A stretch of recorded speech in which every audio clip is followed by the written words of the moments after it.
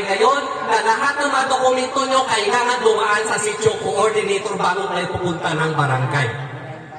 Nakita doon sa record, ara ka kapahila, ara ka nakabay tulad siya.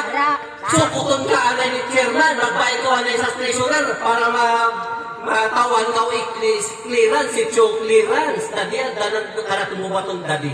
Ito kasi numabarot, grabe sulungan nito. Ara na mapahina kung may bayad, may mabuka. Akala dito kung lubok-lubok lang ako, dadi, lasong karon. Sayaw ka muna dyan ng bulong. So yun po, kaya may bylaws po tayo, lahat ng sitio po yan. May bylaws na ako doon sa Inuksulan. Dito, gagawin din po natin dito ngayon. Pag sinubagong ano ngayon, mag-i-meeting kong bagong mga sitio oficiales, gagawa tayo ng yung bylaws, ipa-implement po natin yun. Yun po ay para din po sa inyo. Didisiplinahin lang po namin kayo.